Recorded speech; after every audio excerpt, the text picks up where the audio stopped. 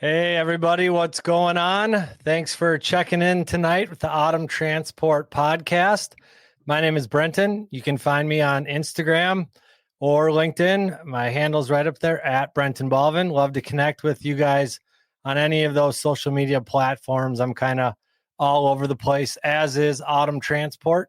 Please give us a like and a follow at Autumn Transport on all social media channels.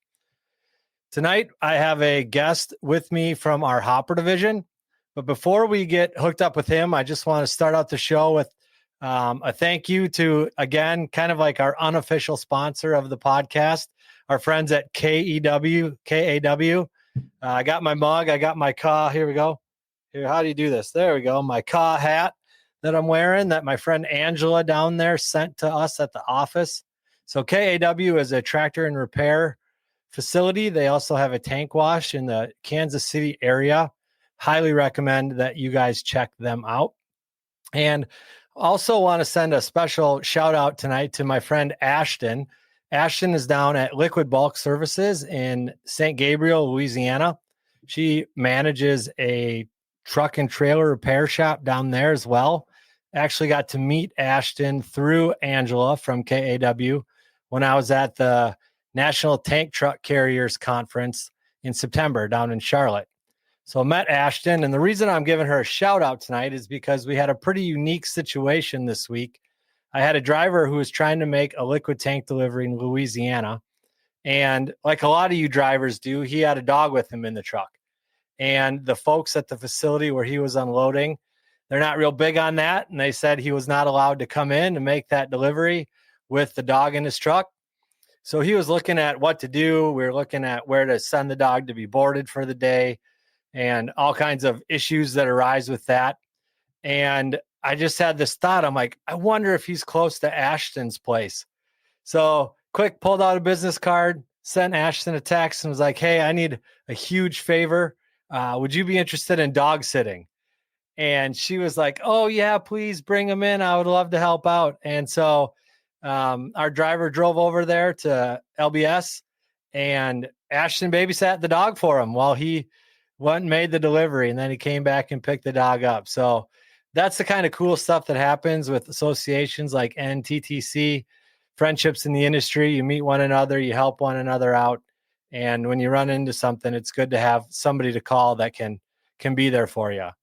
So yes, Jenna, KAW is the best. Great friends down there. And my guest today is somebody who is very familiar with KAW. I sent him there all the time when he was a tank driver. I'm going to bring him up here. Hey, Jack, how you doing? Very well. How are you, Brenton? Man, I'm doing great tonight. It's good to be here with you. Thanks for joining.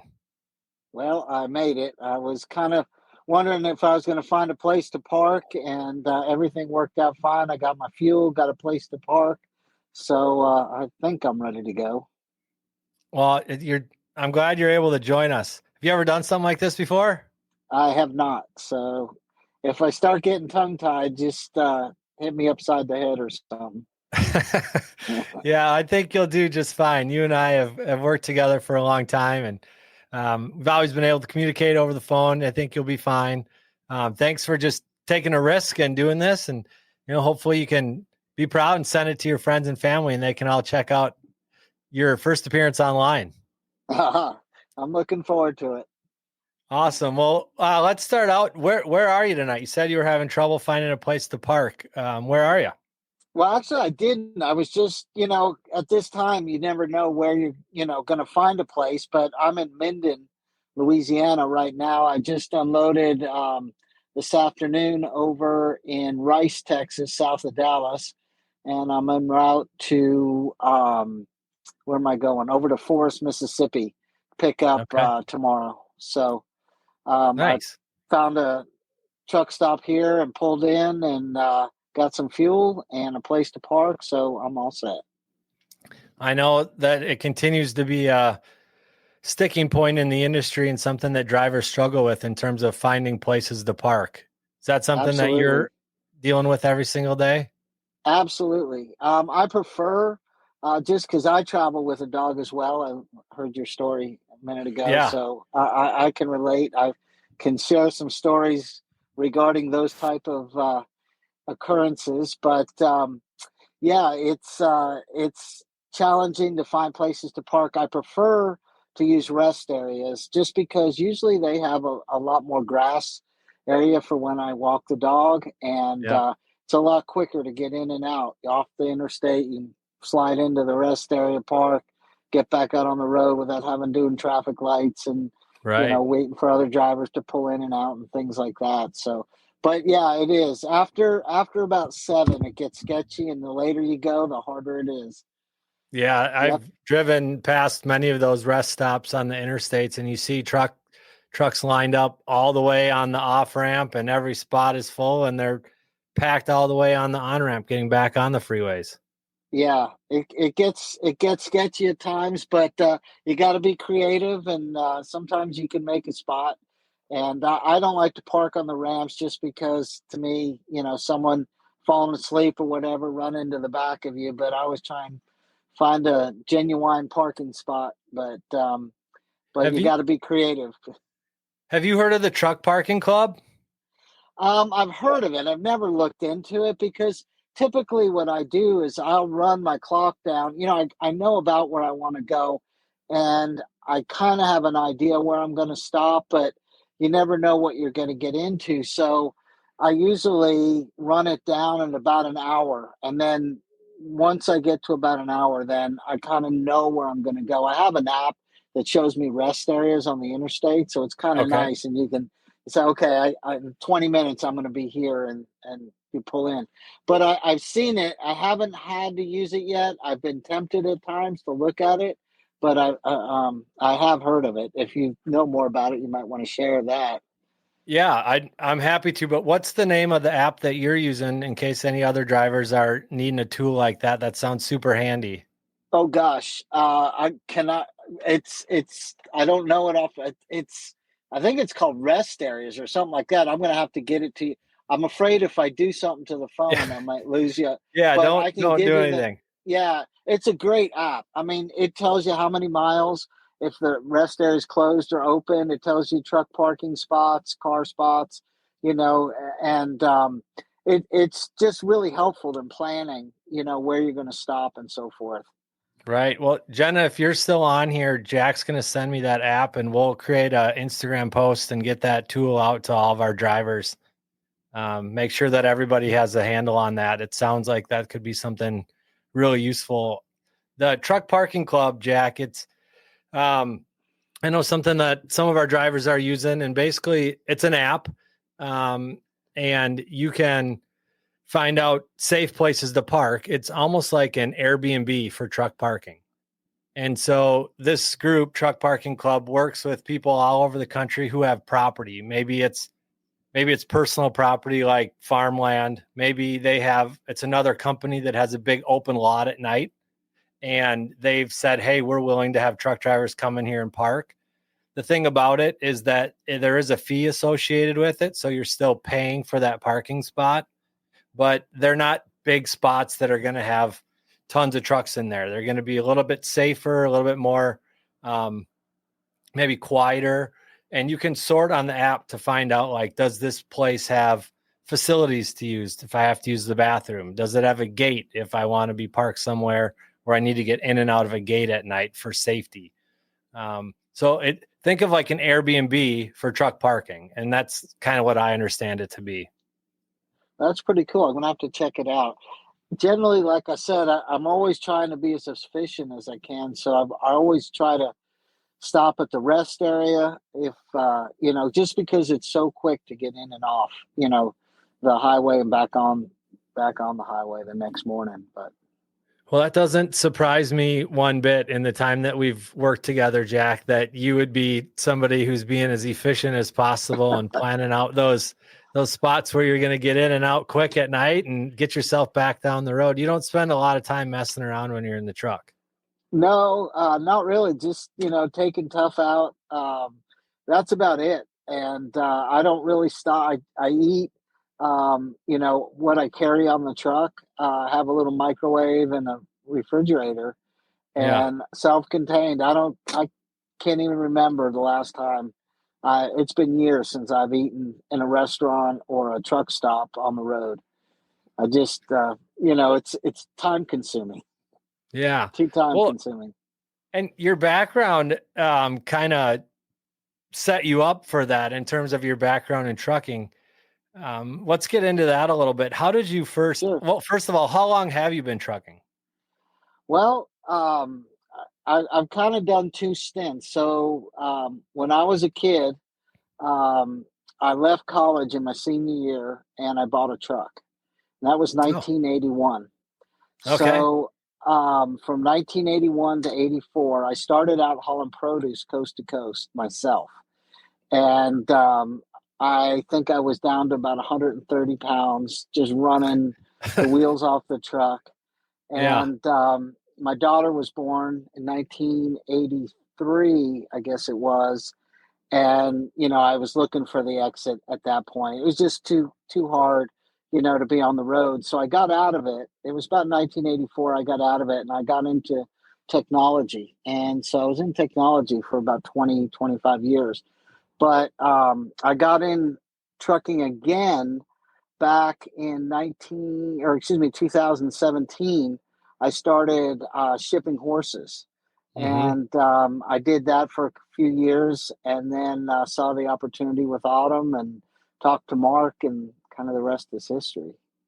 Yeah. The horses, you were really involved in that from what I remember. And you didn't just drive the horses around, you did a lot of photography as well.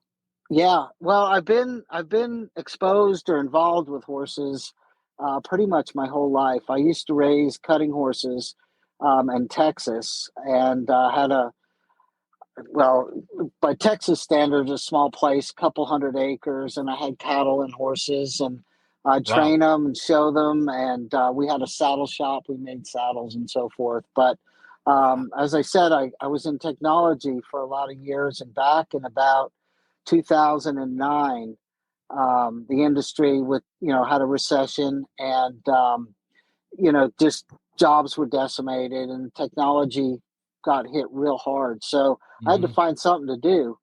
And right about that time, digital cameras were coming into play, and a lot of the photographers were still using film cameras.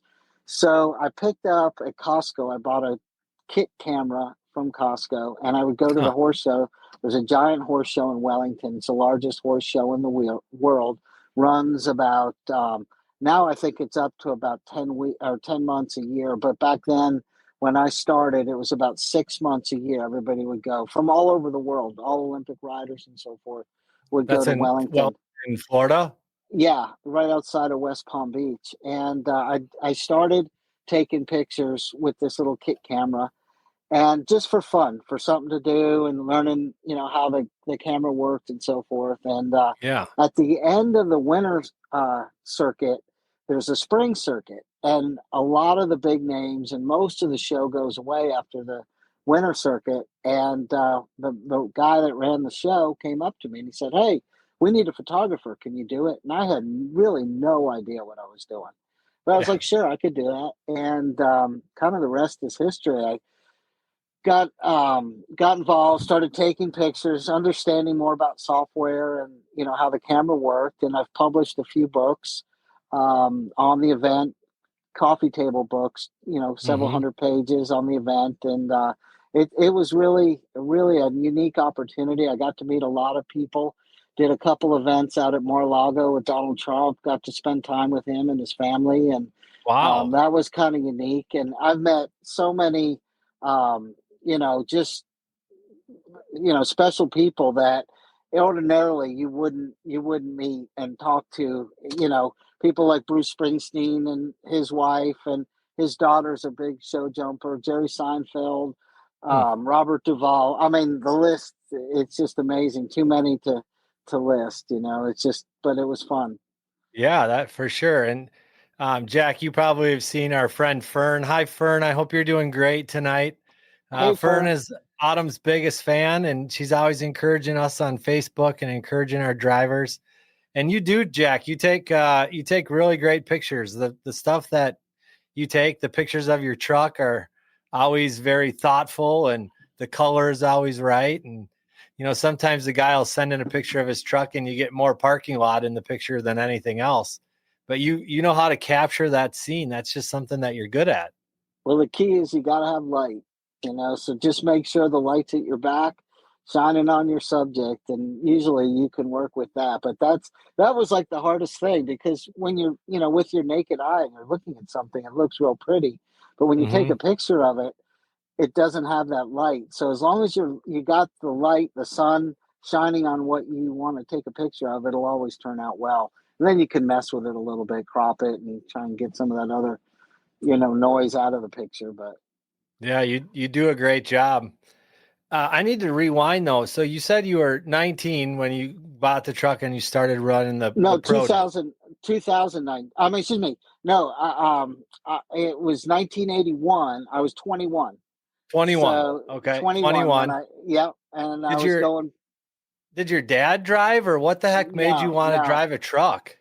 It was something I wanted to do my whole life, and really, it was just one of those things. I was in college, and this friend of mine, we started talking, and we kind of went in. We bought our first truck together. We didn't know what we were doing. That we didn't know how to shift a gear. We didn't know anything about trucking at Wow. all.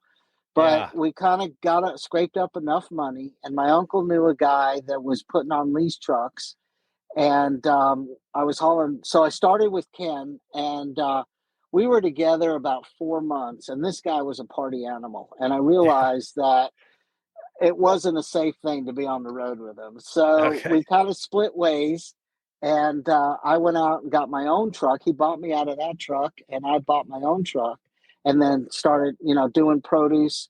And then eventually I switched over. I was living in Texas, so I switched over, started hauling meat out of the plants up in the Panhandle, Excel back then, and Swift up in near Yep. Dumas or Cactus, Texas, and Plainview, and I was doing that up to the Northeast, and pharmaceuticals back to the to Texas. But Wow. yeah, that was the days of outlaw trucking. There was no such thing as a logbook. Actually, driver's Right. licenses. I didn't have a commercial driver's license. I had just my driver's license was all I needed. And back then, when I signed on with the company, they sat you down and gave you a written test, and they Okay. gave you the answer sheet, and literally you just copied the answers onto the test, and they gave you a Yeah. little card that said you passed the test. And Wow. that was all. And I was with, when I started with produce, I was with one company, and then I leased on with a different company doing meat. But it was all, that was the way it was done. You didn't Yeah. have like a CDL like you do today. There was no driving test, or and like the first trip I took, it went from New York to California. When I got to California is when they gave me that test. So I figured, I guess they figured if I could make it to California, If you made it. then I could. But I didn't know how to hook up the truck to the trailer. I didn't know how to, I mean, the whole thing was brand new to me. Right. I mean, like, nobody said, okay, read this book and this is how you do it. It was like, okay, I'll do it. Wow. Yeah. I remember my dad talking about getting started in some of his first trips and being behind the wheel of that big truck. Never, no training, nothing. It's just they put you up in the seat and kind of figured it out as you went. And um, yeah, you just go from there, which is crazy. My friend Lindsay Trent works for the Next Generation and Trucking Association, and NGT is all about trying to get younger people into trucking, and show it to be a positive career path and an opportunity to build a great life as a truck driver. They also try to recruit people into the field of mechanics and other things like that. But I've talked to her a little bit just about all the things that kids now have to do to become truck drivers. It's very different than when you became a truck driver, Jack. Oh yeah, it is. I mean, it's amazing. It's amazing I'm still alive the way we did things back then. I mean, I was running coast to coast. It was like, 3.5 days out to California from New York, and you'd have a day to sleep, and then you'd go up and down, the coast over there picking up produce, and then run back to the East Coast. Yeah. And like I said, I was about 130 pounds. There was no time to stop to eat. It was just go, go, go, go. But Yeah. it was Every great mile was a experience. dollar. A great experience though, and trucking was a lot different then too. CB was the way we communicated. You didn't have cell phones, no GPS, Yeah. so you made a lot of friends. The guys that did what I did, you'd see them all the time, and you'd talk to them and run together. And today, it's a little more isolated when you're out here. You don't really have the camaraderie like you did back then. It's kind of like we all do our own thing and Hmm. work on our own schedules. But it's evolved. It's evolved. Some It's good, it, some bad. it's interesting how technology has changed, and in some ways we're more connected than ever before Yeah, with cell phones, computers, tablets, all the different apps to get a hold of people, tracking devices, GPSs, like you said, people net units, and all of that stuff. So we're more connected than ever through technology, but at the same time, it seems like that personal connection has been lost. And technology, we're connected, but in terms of human beings, we're less connected than ever. yeah, absolutely, absolutely. Yeah. Talk about the transition, Jack. So you start when you're 21 and you're driving, you're just this crazy young trucker. Then you take 20 years off and you're working in the tech field. Um, and you end up, moving your way into horses. But how much was there like a big culture shock when you got back in trucking when you're like, holy cow, things are different than they were 20 years ago? That must have been tough. No, not really. I mean, No? I started, doing horses. We had ag exemption for everything. So we were still, even today, they can use paper logs. So you're not using an ELD. Okay. Um, things were pretty much, um, yeah, I mean, it wasn't a big difference. The bigger difference was from horses to autumn when I had to Okay. learn how to use an ELD and how to make it and work it efficiently, make sure I knew the laws. I mean, it's really, really, I can't stress enough. You really got to understand the laws with time and hours of service and so forth, because a lot of people, they know we're restricted to 14 hours. And if you don't use those 14 or 70 hours in a week efficiently, you can really, cut yourself Yeah. short. And it takes a little while to really understand how to do split sleeper and how to do things, when you're sitting at a tank wash for half a day, you're not on duty for half a day. You've got to, okay, I'm here half an hour or whatever, 15 minutes or whatever that period of time is that you're involved. That's what you're logging. And you can't sit there for 8 hours on duty at a tank Right. wash, or you're going to run out of your 70 hours. So you really have to understand, where the thresholds are, and be able to work within the boundaries efficiently without breaking the law. And Yeah. with the ELD, it's so much easier for law enforcement to understand what you're doing.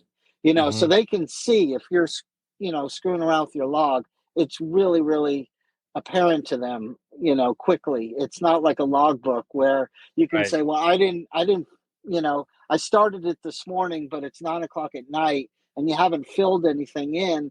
You can kind of just talk your way through it. But with an ELD, it's every time you're moving, it's logging. So you just Yep. got to know how to work it. But that was probably the hardest thing that I had, and I one of the other drivers, I was talking to him Sunday, and something that's happened to me, and I'm sure every driver with an ELD, it's happened. When you're taking your 34-hour break and you go to the grocery store. So you're at Yeah. the truck stop and you're off duty and you're, a day into your 34-hour break and you PC over to the grocery store. So you put it on Hmm. PC and you go over there and you can buy your groceries, you put it back in the truck and you pull out of the parking spot and you start going and you drive 10 feet and that thing kicks you into drive. And all of a Ah, sudden you've blown your 34-hour, right. restart because that thing just kicked in, even though you're still doing your restart. Yep. Technically, Yep. the ELD is now showing that you drove.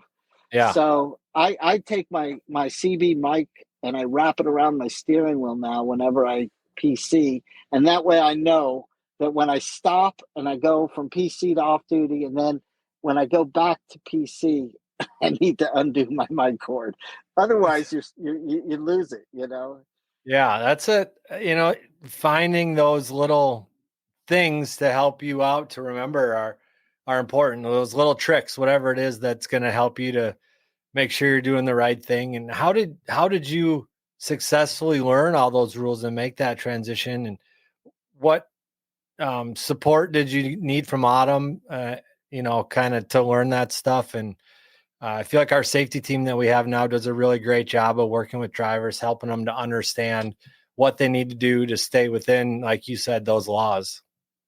Well, I think the biggest thing that I've done is I've pulled out that rules and regulations book, the one that's like about an inch and a half thick with 1,000 some odd pages, and Yeah. everything that pertains to me, I go through. So when there was a time when I was hauling like ag exempt stuff, and I was like studying the law and how to make ag exempt work, or the hours of service, how to do split sleeper, things like that. So you got to really go through it and look at the scenarios, not only in the red book, because sometimes it gets, too in depth and red tape, but you go to YouTube and things like that and learn.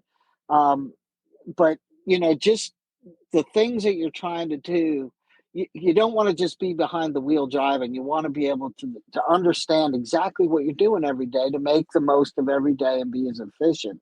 Hmm. I got to give a big shout out to the safety. Chris Senti is awesome. He, whenever I have something to do or something that I'm thinking I can do legally, or, is it on the border, I'll Hmm. call Chris and I'll say, Chris, this is where I'm at. This is what I need to do. Can I do this? How do I do it? And if it can be done, Chris usually figures out a way to get it done. And then sometimes he just says, no, you can't do that. Yeah. It's creative, but it doesn't work. Yeah. It just, you can't do it. But Well, yeah, I'd echo that, Jack. And for any drivers that are listening here, if you're an owner operator partner and you have a question, please, the safety department wants to hear from you. They want you to ask your questions. You're not out there on your own. Um, if you make those friendships with drivers like Jack, I'm sure is happy to answer questions too. But don't feel like, man, I don't know what I'm doing. I'm just going to wing it. Make the phone call, ask the question, and do it the right way. The team in the office, that's what they're there to do, is to support you guys. They're not there to try to catch people doing wrong. They want to help you do right. So make sure that you guys reach out, ask those questions. Jack, I think one of the things that's always impressed me the most about you is, and flows right out of what you said about grabbing that rule book and finding what the rule is and doing it the right way. As an owner operator, you truly run your business. You're not just a steering wheel holder. You're somebody who is really on top of your numbers. You know what it's costing to run your truck. You know what expenses you have on your truck. You know what your fuel is. How do you stay on top of all that? Is that just your personality? well, that goes back to the years of technology where, I had to run a spreadsheet and do that. So I've created spreadsheets for, every trip I take, every load calculates, what my rate per mile. And we kind of know it, but every day I write down my mileage when I load and when I unload, and I plug that all into a spreadsheet. So I know exactly how much a load paid. Like a lot of times you'll say, okay, the load goes from here to here and it pays so much. Well, then, you're on that route. Like when I was doing those oil runs a couple times, the Interstate 77 would be closed down for a wreck. So I'd have to take back roads and I would Hmm. go, 100 miles out of route, rather than sit there all day waiting for them to clean up the wreck. So you need to know what those costs are to go out of route, and every mile you're actually turning, you need to be aware of that. And sometimes it's better to go a longer way because it's quicker, the roads are better, or whatever. But is it costing you more money to do that? Typically, it's a wash, but you got to know every penny that you're making, and you got to know where you're spending it. More importantly, EFS is a great tool that Autumn provides, and we use it for our fuel card, and it's great. But I don't know if other people use it, but if you go to their website and you log in, you can see everything that you've bought with EFS. How much Hmm. diesel, how much you've spent per fill up, like how much the Hmm. dollar value was, how much the gallons are, both for diesel and DEF. You can run Hmm. reports by the month. So I want to know from the first of the month to the last day of the month how much diesel I bought, how much DEF I bought, and you plug all that in, your rate per mile, how much it costs in fuel because you know how much fuel you've used, how much it cost you, and how many miles you've run. So you just Right. got to get all that information and try and consolidate it. And I have several spreadsheets that I use, one to track my trips, one to track my expenses, one that tracks my fuel use, things like that. I have another one now in hoppers. We have a lot of detention, so I actually, whenever I get detention, I have a checkoff list. I put the load, where it came from, the load number, and Yep. what time I started, what time I ended. Check, when I get paid and how much I got paid. So all of that seems like minutia, but it's so important when you're doing stuff. To know exactly, where your money's coming from and where it's going to. Yeah, that's a big difference between what makes somebody a successful owner operator and somebody who just wants to be a company driver. Really, you've modeled taking that ownership of, like I said, your business, knowing exactly where all your dollars are going, where they're coming from, where they're going. Another thing that you've told me about, Jack, and I think could be a really helpful tool for our drivers is that OTR diagnostics tool that you have. Oh Um, man, you have tell, no idea. yeah, tell us about that because I want to know more about it, and I know that it's something that a lot of our drivers could benefit from having. Well, one of my best buddies here at Autumn, Brian Marking, who doesn't like to deal with social media, or very kind of quiet, under the radar guy, but incredible wealth of knowledge. He turned me on to the OTR tool back really about the time I started with Autumn. And I called them, and he didn't have the tool yet, neither did I. And I called them and I said, hey, I heard that you have a tool that you can turn off the check engine light on your truck, or the mill light. I think a malfunction indicator lamp, I think is what it's technically referred to, but your little yellow or amber check Yeah, engine light. And so I called them, and I was going to buy, and all it did back then was it would just turn off the light. So if you had a problem, it would turn the light off, but if you had a problem, it would come right back on. So right. they told me, they said, well, we're actually coming out with a diagnostic tool in about 6 to 8 months, and you might want to wait to buy that tool instead of this tool, because the new tool will not only turn off the light, but it'll tell you what's wrong. So I said to them, I said, I've been in technology for 20 something years prior to being in trucking. And I was really involved with beta testing and, kind of working through bugs and, reporting and things like that. Would you be Yeah. interested in putting me as a beta tester? So they actually sent me one. Okay. And so even when it had flaws, at that point, it was still quirky, it would lock up and different things. I was able to start using it, and the tool is invaluable. What it'll do, I mean, is first of all, it takes the stress away. It reduces your stress by 50% every time that light goes on. Okay. You can look at exactly what's causing that light to come on.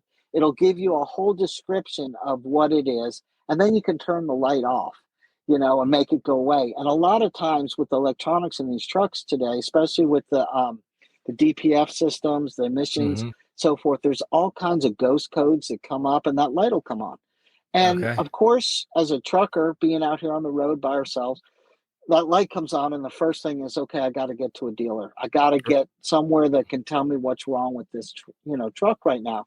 Right. And you can pull over and have that light turned off and know exactly what it is. Is it something real serious that I do need to go to a dealer, or is it something that I can just turn off and keep going? And my old truck um, that I had, it was a great truck. I loved the truck, but it had its issues from day one. And Yeah. that tool was invaluable because I don't want to say daily, but if not weekly, I would have that light come on. And it got to the point where I'd just whip out the tool, turn off the light, I look to see what it is and turn it Yeah. off and keep going. Hmm. And it's invaluable. And they've changed the way they sell it. I think it's a subscription now. There's a little thing that plugs in to your communications port where your ELD is, and but it's invaluable. I mean, the first time you use it, you're almost paying for the product. Especially if you go to a dealer and they say, "Okay, well, it's this, and we're going to dig into it a little bit." And all of a sudden you've got $1,000 bill, and they haven't done anything. They told you what's wrong with it and what might be, what it take to fix it, and all it Right. needed was to be turned off. And a lot Yeah. of times it'll give you a code, and it's just a ghost code. So you turn it off, but it related to some component on the system. And a dealer, they'll just replace the component and charge you whatever it costs to replace. And all you had to do was turn the light off. Now, not always, but more often than not, you can just turn it off. And, I got to thank Brian for that lead on that one. I know what you're talking about in terms of the stress. In my F-150 pickup, I had a check engine light come on one morning, and the whole 40-minute drive to work, I was just had this like nervousness inside me, like what's wrong? What is this going to cost me? Am I going to have to bring it into a shop? Am I going to have to miss work to get to the shop, get a rental car? You just have all those thoughts flood through your mind. And I went online and I'm looking up. Poor Tom's been in the shop for a while here. He says that might have come in handy about a week ago. Yeah, maybe would have, Tom.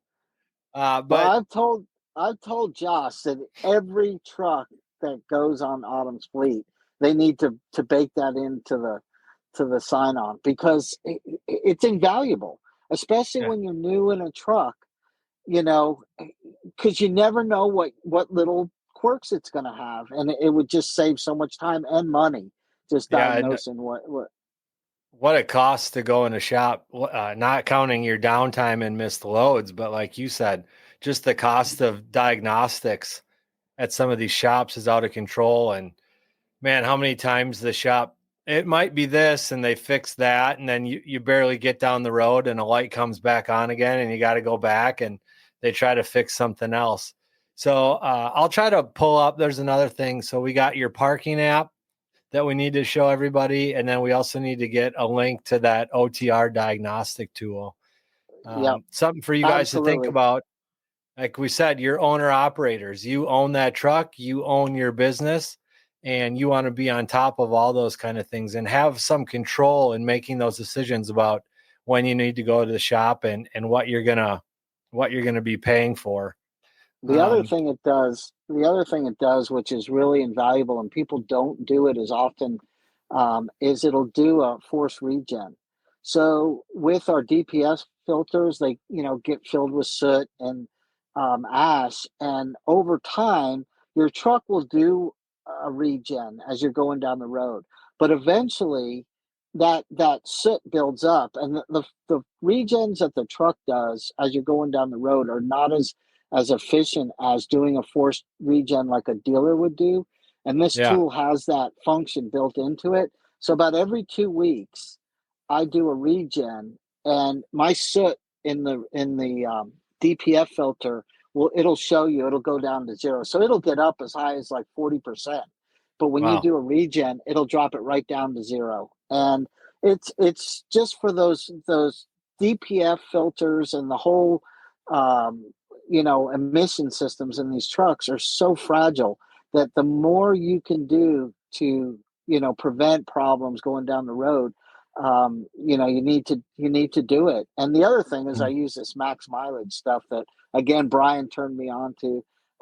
You put it in your fuel. It's expensive by the gallon. It runs about $225 a gallon, but Wow. I think a gallon treats about 1,500 gallons of fuel. It might even be more than that, 2,500 gallons. It lasts me about a month and a half. And you put in an ounce per 25 gallons of fuel, and it cuts down the soot. I hate to say this out loud, just because trucking could be so, quirky, but I have not had a DPF or post emission problem with my trucks, either my old one or this one. And again, Brian has really harped on me about the maintenance part and things like that. He's been a great asset from that respect. And between the max mileage and the OTR, you're really doing a good job to keep your emission system working well. Well, Brian might be sneakily watching this. So he's already, Brian, we know you already have a big head. We're not trying to make it any bigger, but you've helped I have Jack to out a give him lot. credit. I have to Yeah. give him credit, though, You because credit if it where it's wasn't for due. him, Yeah. for everything. Tanks, you know, I started out in tanks, and when I came over to Autumn, you didn't have to have experience in tanks. And so Mark was like, "Well, okay, we're going to put you in tanks." And I'm like, "Well, I don't know how to do tank. I've never done it." And he's like, "Well, watch this video." And so I watched the video that Mark told me to watch, and then I was like, "All right, well, I need to know more than this." So I started pulling up YouTube videos, and they were Hmm. like, "What happens if you don't open your dome lid when you're out?" And these tanks were like compressing, or what happens if you overfill your tank and stuff's Yeah. going all over. So it was like, oh my god. But Brian walked me through every step of the way. And he taught me well. I felt like I really really really knew what I was doing with loading and unloading and driving, pulling a tank when Yeah. I was doing it. But Well, he's taught me quite a bit in my 11 years here also. I came in fairly green, and Brian's helped me out quite a bit too. Jack, we had a question from Fern. She wants to know, where's Tough? he's right here next to me. Let me see. Tough, Tough's right here. Oh, there he I just is. woke him up. Oh He's like, man, "What's that's going to going get our on?" viewer numbers up now. Yeah, he was sleeping there, all quiet. They've been painting the lines in the parking lot here, and so right before we started this, they were doing the lines right next to my truck, and he was Okay. going nuts. And Yeah. I thought, oh gosh, here we go for the next hour. Tough's going to be barking and whining, but he's been asleep now since this thing started. Which normally he's up. He goes back and forth, but Yeah. Katrina. Hey, Katrina. Hope you're doing well. She says, I love Tough Tough. Mancini. Everybody's saying hello, Tough. Can you say hello? Can you speak? Can you speak? Come on, Tough. Oh, no, now he's in the back. Now He's he's in not the going to back. speak. Yeah. He's like, don't bother me. How long have you had Tough riding with you, Jack? Well, before I had Tough, I had Wilson, my Basset Hound, who was the best trucking dog. He was Yeah. great, and I can tell you a story back to Yeah. your introduction with Wilson.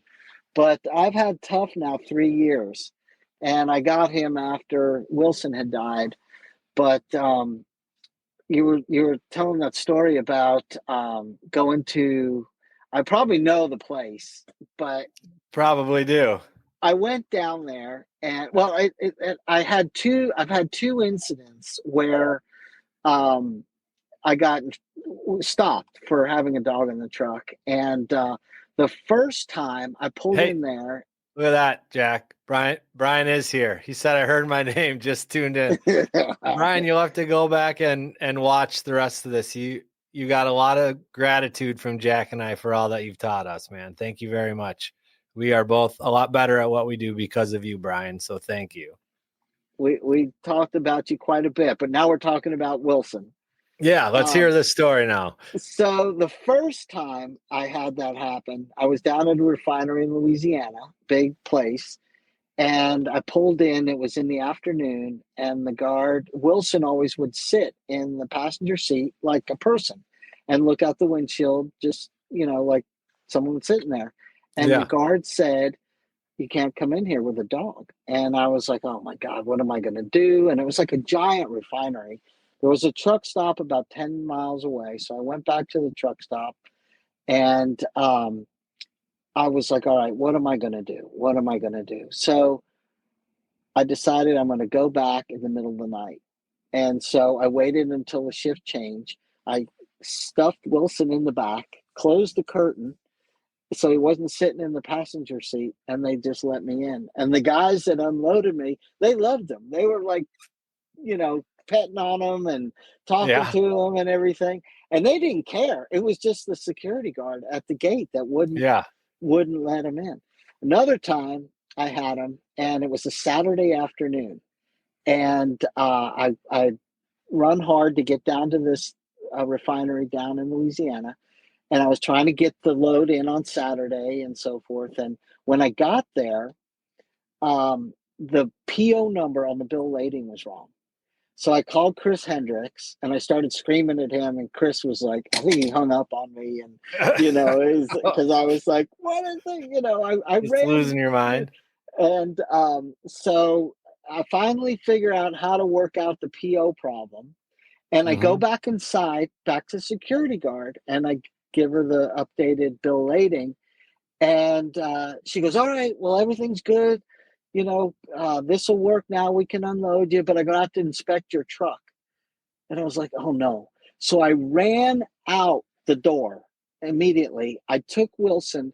I put him in the bed. I took all the sheets and comforters, and I threw that over him. The pillows, all my luggage from underneath the sleeper or underneath Yeah. the bed. I threw it on top of the bed, and she was a short lady, so when she wanted to look in the sleeper, I just opened the side door and she looked in, but she was like on the ground, so she Yeah. saw there was a lump in the bed, but she never asked me what it was, and she let me. I was like, "Wilson, please don't." Like, Tough would be out. He would be like, there's no way he would stay still doing that. Yeah. But Wilson was like, "Sure, I'll just lay under here and just pretend I'm not Wow. here." Wow. Yeah, but I can relate. I mean, it was nerve wracking because some of those places I would go, I was like, I wonder if they let dogs go here.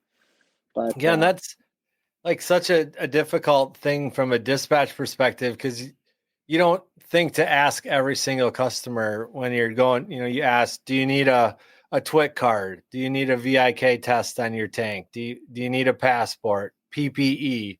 But you don't remember, is it okay if they have a dog, yeah, And when you have 40 owner operators, or our pneumatic division has 70 owner operators, you don't remember even every driver that even has a dog or a cat in their truck with yeah. them.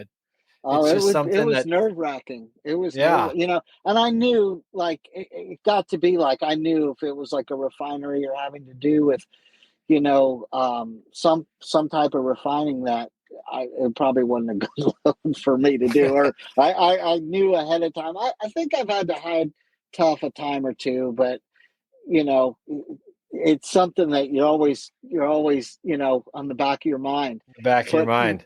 doing the hoppers, it's funny because I don't want to say the account because I know, Right. but Sure. the places that we go, they're always giving me treats for the dog. you know, it's Right. like, "Oh, there he is! Can I pet him? Here's some treats." And so it's kind of neat when you have welcome when you come with the load and so forth. Well, I know a lot of the owner operators that partner with Autumn have their critter co-pilots in the trucks with them, and it's nice for you when you're out there on the Oh, road to have that company of a pet. And it brings a lot of happiness to, like I mentioned at the beginning, Ashton was just thrilled to baby doggy sit for us, but it gives the customers a lot of time. They get a kick out of seeing those pets yeah, too. that's how I met Angela at Oh, Caw, through Wilson. Yeah, no, well, actually, um, no. I take that back. But it kind of furthered the relationship when she saw Tough, because I took Okay. a picture of Tough.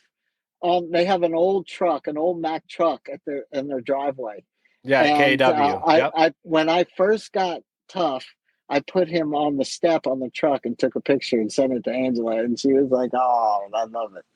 But Super cute. Yeah. yeah. No, it's great to have the dog. I couldn't be without one. I've always had a dog my whole life, and I'll always have one. And it's to me, it's just something you got to do. You got to have. Yeah. So Jack, before we wrap up here, you've been with Autumn. How many years now have you partnered with Autumn? 5? Almost 5.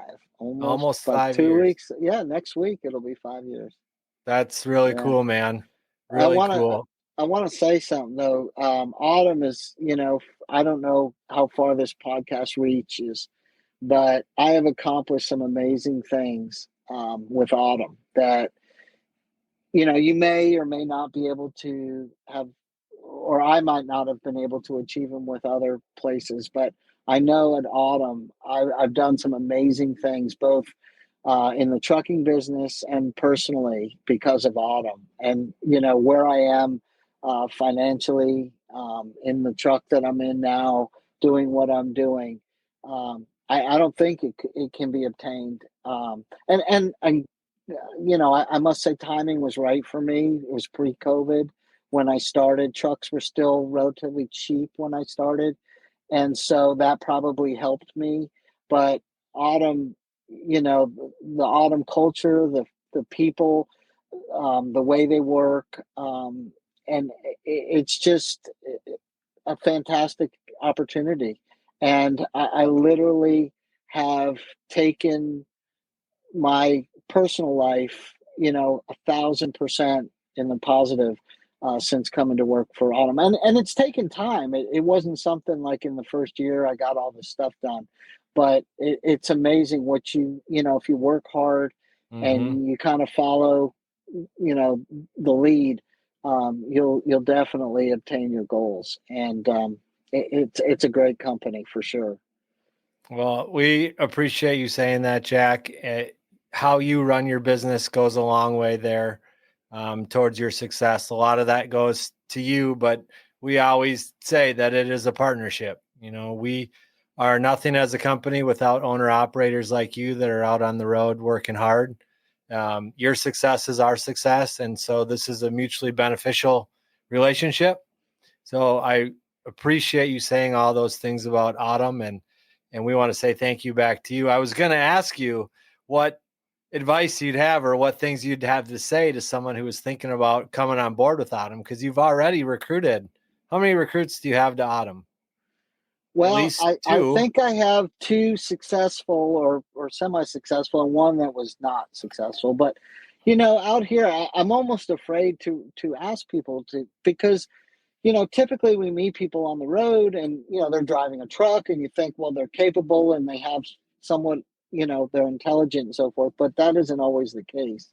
So, but I have got several people to come to Autumn, and uh, Jerry, who he's, I think, plugging along, doing well, and it's up to the person, and you you gotta you gotta be able to persevere even when times are hard to get Mhm. through.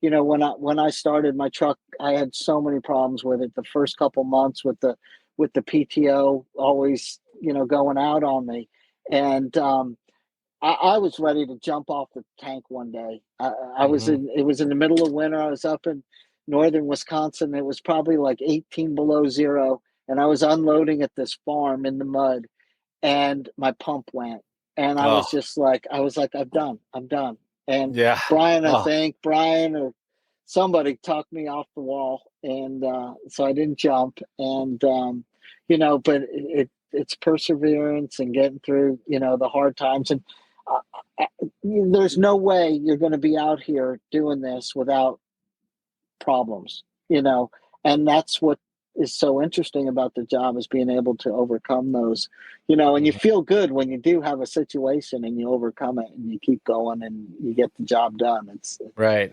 very rewarding. Takes a lot of hard work, man, to be a truck driver. It really does. My hat goes off to you guys as I sit in my office every day, especially when we get headed into winter now and snow on the roads, rain, sleet, cold weather. When you guys are outside, you're unloading your trailers and all of those conditions. And it's just really a hard job. But you guys, as truck drivers, you really do keep America moving. And we appreciate everything that you guys do. As you talked about recruits, really, like you're a guy with horses in your background. So you know the phrase, you can lead a horse to water, but you can't make it drink. Oh And yeah, so that's true. That's you can very bring true. people to Autumn and share what a great company it is. But if you decide to sign on with us, I mean, you have to put in the work. Like you said, you might not Yeah, be successful right away, and you have to persevere through the obstacles, through the breakdowns, through the challenges that you face. But if you have a good attitude and you want to work hard and you're willing to be a team player, you can go a long ways. And I thank you for sharing your story tonight, Jack, because we're coming up on 5 years. That's an awesome stint with the company. I hope you got another 5 in you. at least, at least I got to because I got to pay the truck off. So I'd like to say one more thing. Is an asset that is really because of Autumn is our access to Windy Hill repair. I want to give a shout out to those guys there because they um, have kept me going. I have called them in a bind and say, Dennis, this is a situation I'm in.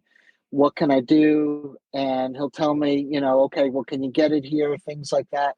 And the the company, the shop is, outstanding. And if it hadn't been for Autumn, I would have never known about them. And I really think that if you're a driver at Autumn, if you haven't, had an opportunity to build a relationship with Windy Hill, you're missing.